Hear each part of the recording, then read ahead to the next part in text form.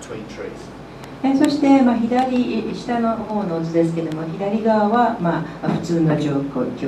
そして、右側はかなり劣悪な状況というのが分かります。それは木と木の間に非常に間が空いているからであります。But even these aerial photographs are quite hard to use because each of these classifications has to be done by observing the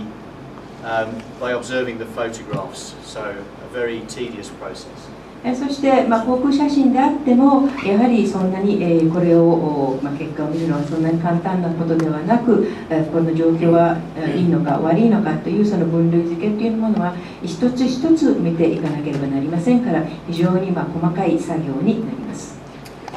So for this reason, we've used satellite data, the Landsat data, to give us a digital image. ということで、このいわゆる衛星写真、ランドサット、地球資源探査衛星を追って、デジタルにこの状況を見ているわけです。いう上です。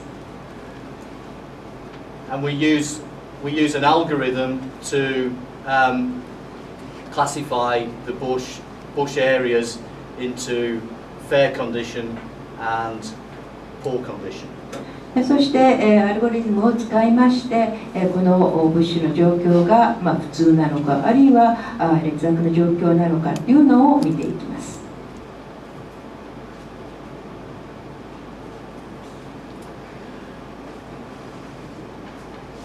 The next stage is to design contracts for farmers. そして、次の段階としては、この農家に対して、農場経営者に対してのそのコントラクト、契約というものを、形作っていくということであります。And traditionally, these have been used to specify actions required to achieve conservation outcomes. そして通常はこの中身といいますのはある保護の目的結果を達成するためにどういった活動アクションを取らなきゃいけないかということを特定するものであります。And they can be allocated using fixed price contracts or using auctions. そしてこの契約にはいわゆる固定費、決まった額で行います契約と、あるいはその入札によります契約という2種類のものがあります。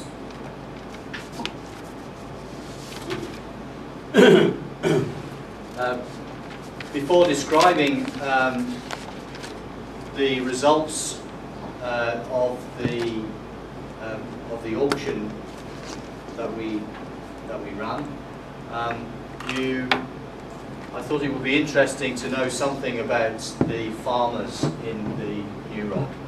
そして、このオークションがどういったものかというその説明をします前に、このニューロック地域におけます、農家あるいは農場経営者がどういった人たちなのかというのをもう少し説明した方が興味深いのではないかというふうに思いますので説明します。And this is interesting because these farms are probably amongst some of the largest anywhere in the world. で面白いと思いますのは、多分世界中どこを見てもやはり最も規模の大きな農場だからであります。So from the 60 respondents interviewed, the average farm size was about 6,500 hectares. そして、60人の農家の人たちから回答があったわけですけれども、その人たちの大体平均の農場の大きさというのは6,500ヘクタールでした。With the largest farm size, 30,000 hectares. そして最も大きな農場を持っていたのは3万ヘクターの農場を持っていた人でした。Most of these farms would probably operate with no more than 3 people. そして、これ大体のこういった農場は運営は3人ぐらいの人でなさっています。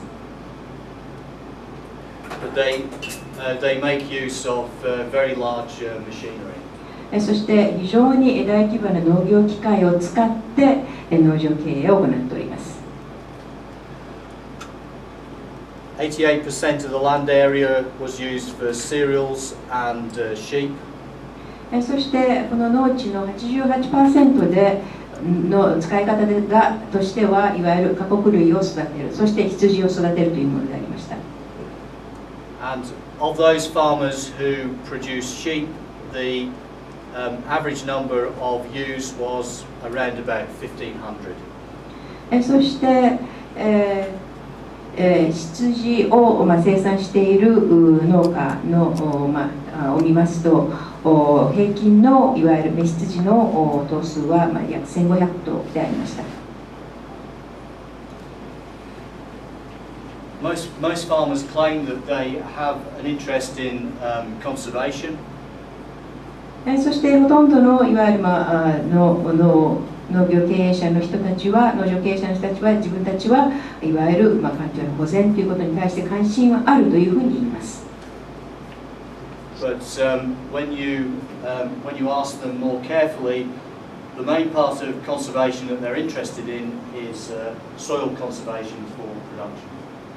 でもう少し詳しくそのいわゆるどういったところの保全に関心があるのかということを聞きますと、結局直接生産に関わりますいわゆる自分たちの土壌の保全ということであります。However, on average, they spend 20 days per year, that's man days or person days per year on nature conservation. そして、平均、この自然保全のために、年間20日、20人区というものを費やしています。Most respondents had previously enrolled in conservation schemes. そして、ほとんどの参加者はすでに以前にこういった、保全、計画に参加した経験があるということです。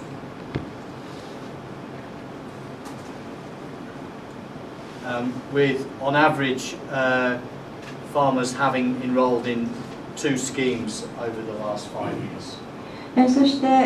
過去5年間におきまして、多くの参加者は2つの計画にすでにも参加していたということで、あります。The reason that they didn't do more were due to lack of time, lack of money, and probably most importantly, the lack of availability of farm labor. そして、なぜそれある一定以上しないのかというその要因ですけども、時間がない、そしてお金が十分にない、そしてまた十分な労働力がないということでありました。And an important fact is that on average, only 38% of the bushland was actually protected from sheep grazing. そして、非常に重要なことは残っているそのいわゆるブッシュの守り方ですのうち 38% だけが結局羊の牧草から牧草して使われるのから守られたということであります。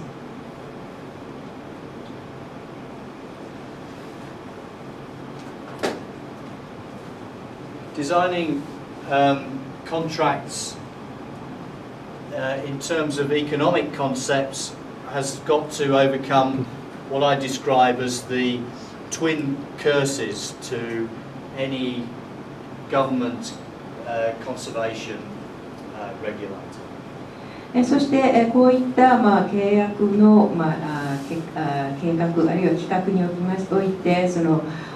こういったものを作っていく立案していく政府の保全担当の人たちにとって非常に大きな問題があるわけですけれども、2つ大きな問題が経済的にあります。These curses are adverse selection, which means that we're not able, or the regulator is not able to observe how much it costs farmers to comply with conservation schemes. まず一つ目がいわゆる逆選択と言われるものでありまして、この、担当の、いわゆる政府役人側から見ますと、その農家あるいはその農場経営者の人がこれに応諾あるいはこれを従って守っていくためにどれだけのコストがかかったかというのがわからないということであります。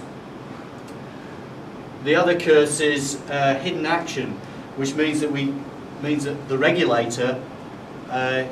can't easily observe farmers' actions. Therefore, there's an incentive or possible incentive for farmers to cheat. そして結局次、隠れたアクションということになっているわけですけれども、結局役人側から言いますと、結局農家がどういうふうに何をしているのかっていうのはなかなか全部細かく見ることができないということで、結局農家側がごまかすという危険性リスクがあるわけです。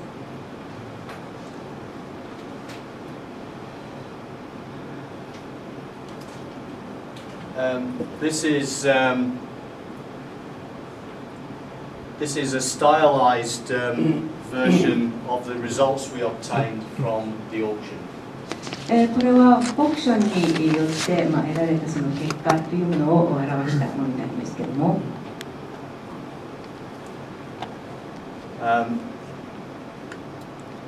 here we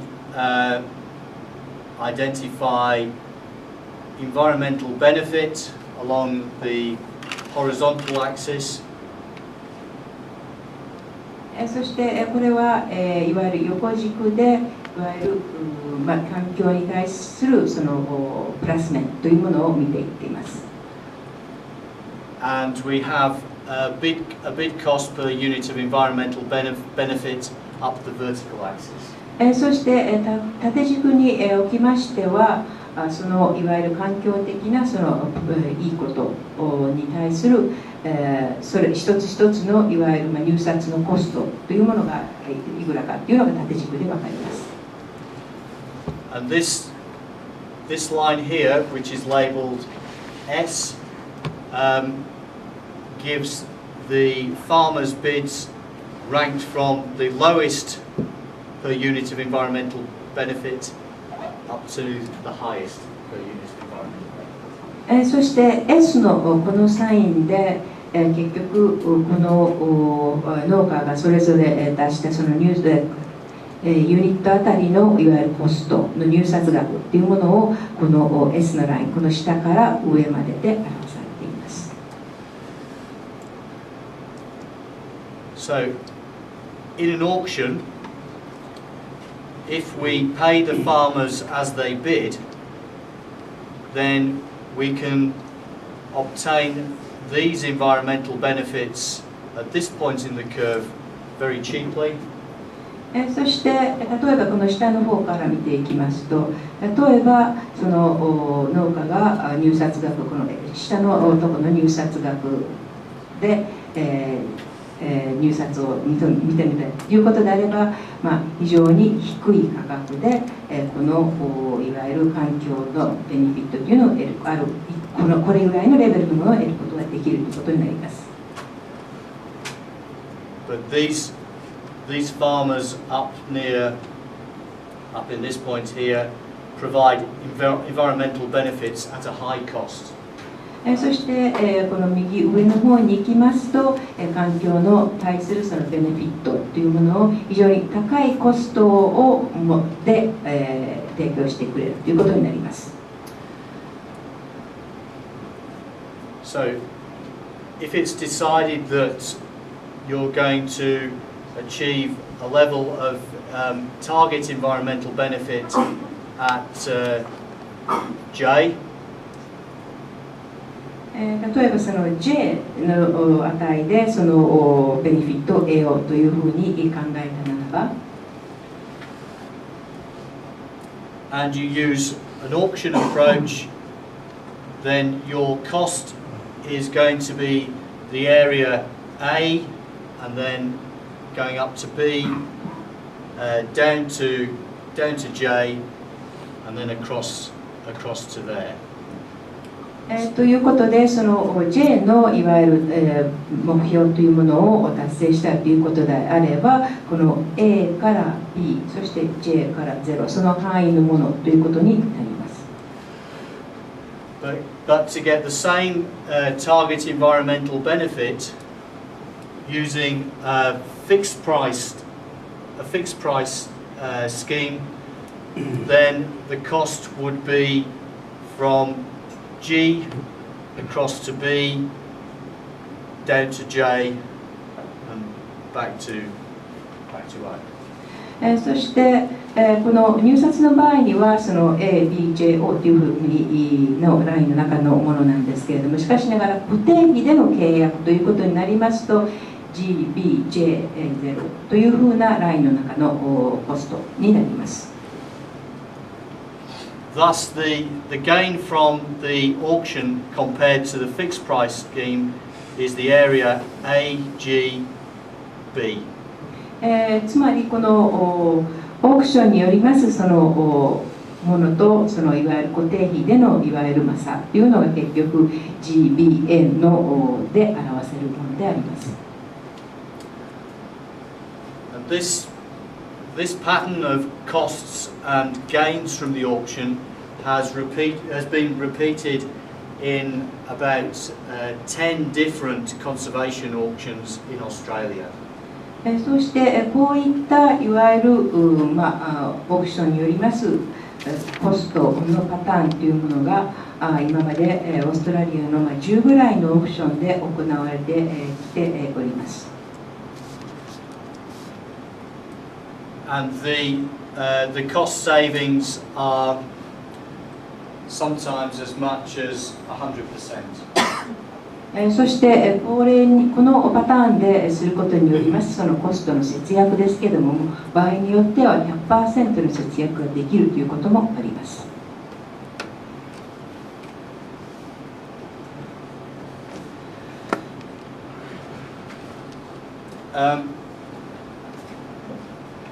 Hidden action.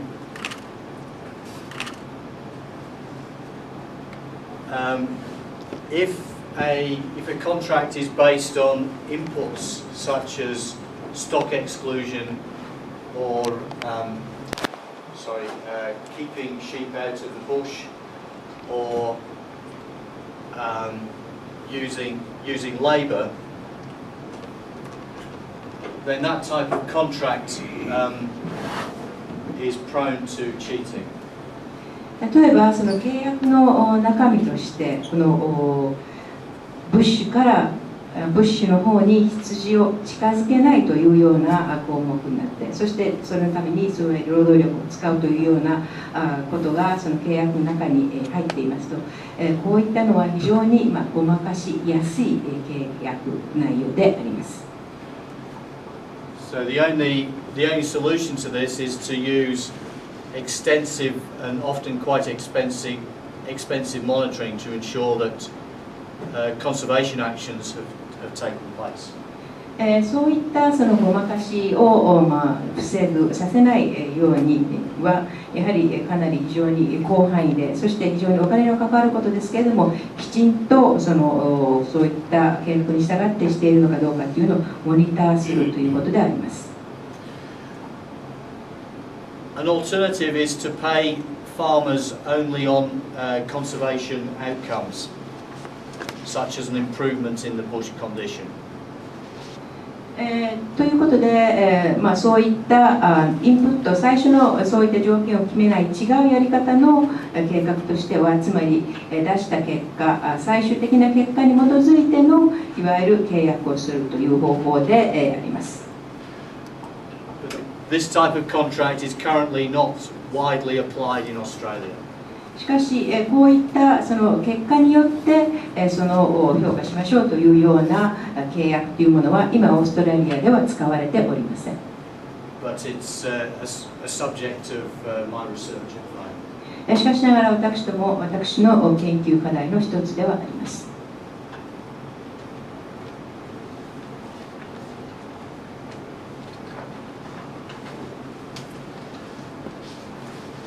And we've been